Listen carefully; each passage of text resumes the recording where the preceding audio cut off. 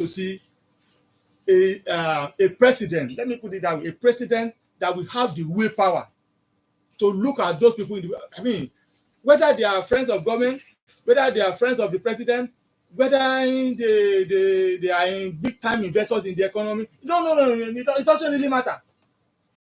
I mean, you should not be spared, from going through the punishment that is supposed to be given to you. Is it true that Nigerian law is meant for the poor as against the rich? It is looking like that. It is looking like that because most of the big men that are called, it is a paddy thing that they have been doing because the political class, they are not helping at all. Most of these people, they bankroll them during the electionary period. You understand? They donate a humongous amount of money. So when they come to power, these people, they continue to do those things that are harming our economy. And then the people that they help in putting in office cannot look it. And I don't know, maybe we just have to change their way. We should not keep quiet. We should keep pressurizing our leaders to make sure that they do the right thing.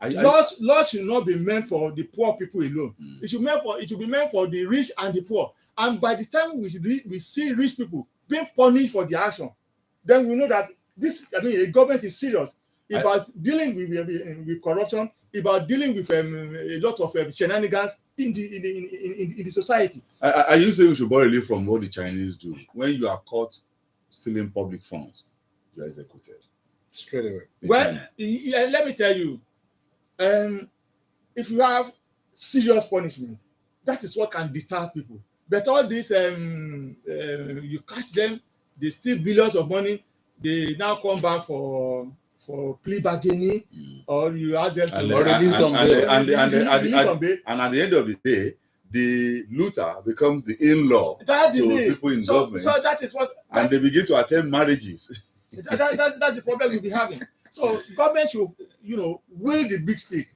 and show the willpower to do the right thing. Okay. Otherwise, we continue to do this complaint. We'll take this short commercial break, after which the lines already are blinking. So we'll start taking reactions from home. It's still Thursday edition of Money Flight on OGBC 90.5.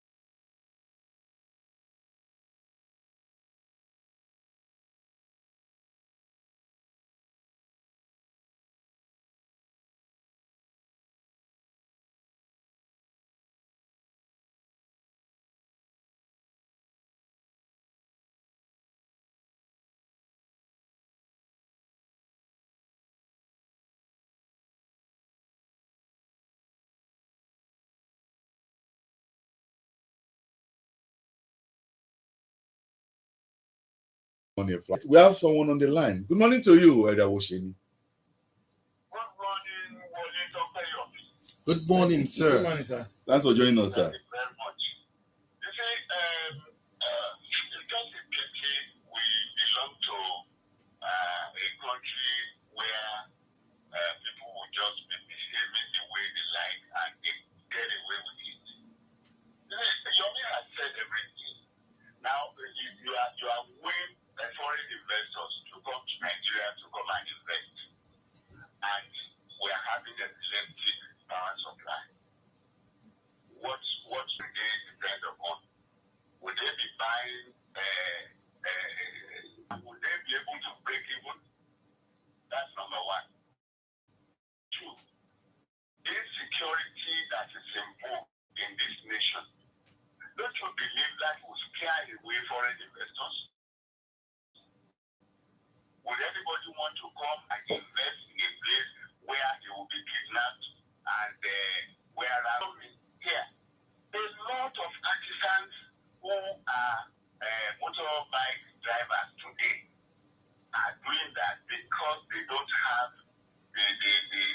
power supply to manage what they matter. All these things should be done before we will now say we want to woo foreign investors. Let us have regular supply of power, which will be used. I want to believe that it is because of this epileptic power supply that make those companies to relocate to neighboring countries like Dunlop, like Michelin, like Texas Bills, like relocated to neighboring countries because they cannot break even with the epileptic power supply. They cannot break even by using Diesel. diesel. So all these things we need to put in place before we will say we are wooing foreign investors. That's one on that side. On the other side, we established GSA, which means Treasury Single account. Single account. single account. Tell me any of the agencies of the government that is using that GSA now.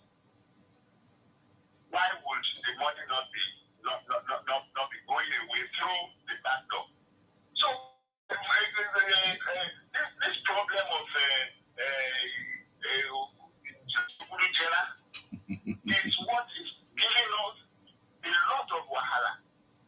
And let me tell you, those leaders of the place, they know all about all these things. And that is why they give room for plea bargaining. When somebody steals billions of naira, you now come around to say let money be.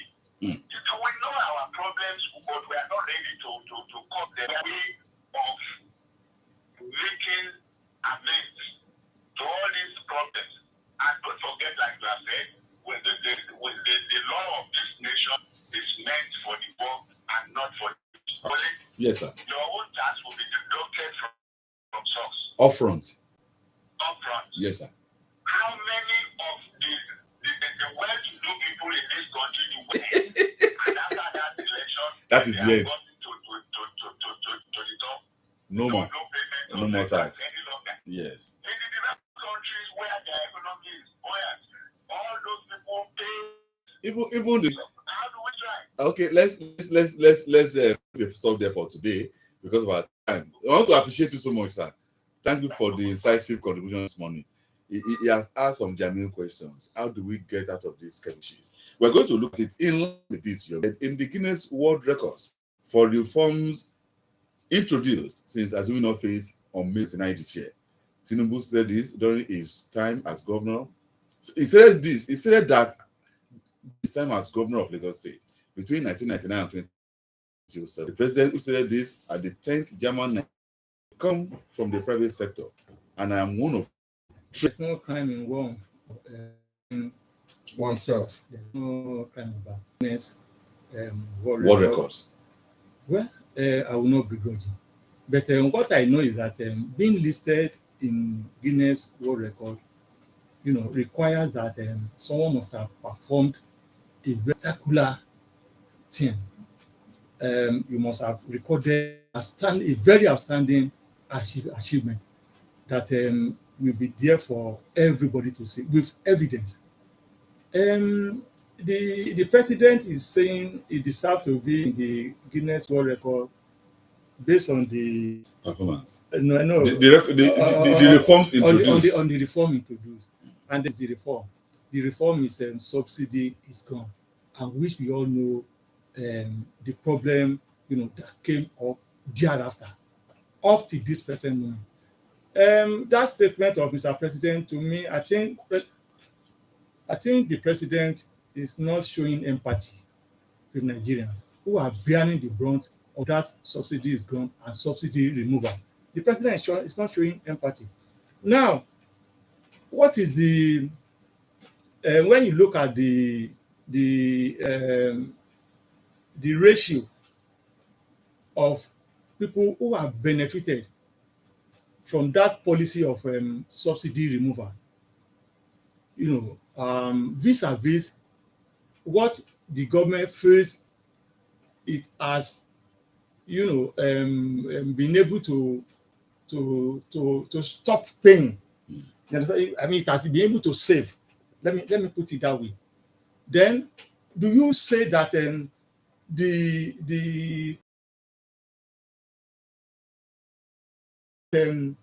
you have put up a policy, and then because in view of that policy, you deserve to be, in Guinness World Record. It means that that policy, we have seen that that policy is working, and is beneficial to the people. Beneficial to the people, and it's giving us the desirable results. But let me tell you, what result are we getting? People continue to be impoverished.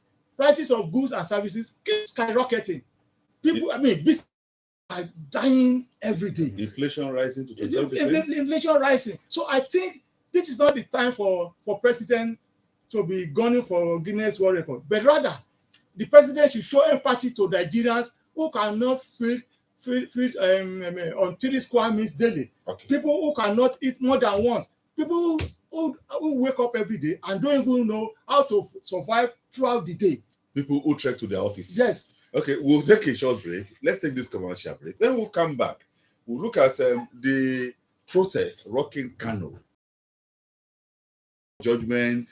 Some people are saying, claiming ignorance of this. Some are saying there are some errors in the CTC of the judgment. We'll look at all that when we come back from this short break.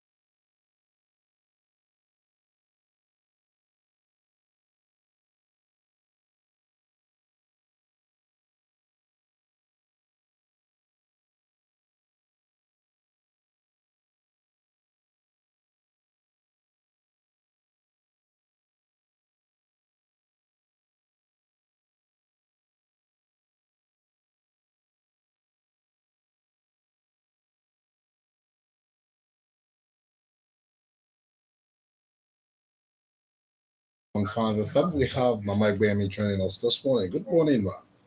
Okay, good morning. Good morning, ma. The caller, good morning. Good morning. Jonathan is there. Good morning, ma. You have really made my day. I am happy I'm in. You have really hit the head by the head. You see, the problem of this country, each time I come on the air, I always mention corruption, lack of proper monitoring. These are two major factors killing the progress of this country. And until we are not of faith, look at people stealing billions, money that will be used for the welfare of everybody. And whenever it is out, what do we hear? It's catastrophic coordination. It's sort of uncalled for. When these people steal so much money, I think the best thing is just to kill them and get the money. Because they made many people die, many people have suffered, schools are dilapidated, students are not going to school. Nothing is moving because of their corruption. And you don't let them pay this. It's very annoying. So, monitoring, I've been saying it. If you invest in a place, make sure to see what is going on there. Once the budget is approved, nobody bothers to know what they have done along the line. And at the end of the year, you tell them to come and bring their appraisals. I think you have been monitoring them right up to one go. You have been seeing the lapses along the line. So please, I want us to have one monitoring team Okay. that we take to the activity. Okay. Then that we know we're setting the record book of Guinness World Record books, yes. there's not imagine it. It's like setting a target. This is what I want to achieve. This is what will give me this award. Let me work towards it. Okay. By working towards it, you will address some of our problems. You will take to the problem of the nation and always struggle to make sure that they achieve them. Thank you very much. You guys are here. Thank you very much, Mr. Gwemi from Quarry Road. Now, let's go straight to Kano, where the appeal court has admitted clerical error. Yes, clerical error in Kano Judgment CTC. The Chief Registrar of the Court of Appeal, Umar Banga, on Wednesday said there was no contradiction in the court's judgment on the Kano State governorship election. There have been several interpretations of the judgment following a discrepancy between what was read out in the open court and the content of the certified true copy CTC of the judgment. And apart from that, protests have begun in Kano since yesterday. Your reaction to this and that, and then the aftermath of that quagmire? Well, the judiciary has brought upon itself this time around a very scandalous and embarrassing situation. There's no two way to it. Contradictions against the pronouncement made during the judgment, delivered earlier. What are we talking about? A CTC, it took the court, it took appeal court 5 days after the judgment was given, yes, before they released the CTC. And then upon the 5 days, we are still having this kind of contradictory, interpretations in the CTC. It is unheard of. The judiciary, I don't know, and again, asking that they should submit the former CTC that is in the public domain to go and to come and collect another. That one will amount to writing another judgment. The way I look at it, how can you say? It's a typo error. Typo error on about 3 different paragraphs. There are 3 different paragraphs, that the interpretation, the judgment there was was contrary to what was said. If I could read it here, I don't know whether. The funny thing about the last paragraph of it was that 1 million was actually awarded in favor of the NNPP. Of the NNPP, we should claim that he lost the election. It is unheard of. The whole thing is just a pure embarrassment, and then the judiciary should do a self-cleansing on this thing. We will take just probably one more call, because of our time this morning. Most definitely. Just one more call. 0803-437-9453, 0815-032-0226. Hello, good morning. The last caller for today. Good morning, Thanks for calling, sir. sir. And good morning, our guests in the house. Good morning, sir. That's where I'm from. What I'm saying now, we're calling from Ishara. From the beginning, talking about the president going to woo investors. We have mentioned many of these investors got out of Nigeria because of talking about treasury single account. We have talked about the frustration there, and now we're talking about the judgment in the judiciary. All these point to the fact that there's a lot of frustration in this country because of bad governance. What that means, how do we get good governance? President Tinubu has just gotten there now. Maybe we want to vote out and what he's going to do. But I'm not sure that we can get anything better from what we have had in the past. It's only hope. But if we refuse to get good governance, how do we go about it? That's a question I don't know anything in. If anybody can answer the question. I am sure. Thank you so much. Thank you very much, sir, for calling this morning. The answer is beyond the reach of any one of us here in the studios. I think those in the authority should know the answer better and then probably work towards achieving that result for the country. There is hunger in the land. There is apathy in the land. There is frustration. Some people say it's too Is it much. true? You see, let me tell you something. Like I always be saying, this policy that the president is even priding himself about, that the president prides himself about, I think deserves a second look. This issue of fuel subsidy removal, it is the bone of contention now. It is what is causing this problem, and then government has not been able to find that solution that needed. But the government is saying that they are provided. Because what we need. Hold on, Yomi. They said they are provided palliatives. They are giving us some money. Is that enough? That is not. That is. I mean, that is even, insulting our sensibilities. The way to go is to repair our refineries. Let us have functional refineries. It is functional refineries that can solve this problem that we are having in the country. When we have functional refineries, there won't be any need to import, refined petroleum. And it is even shameful.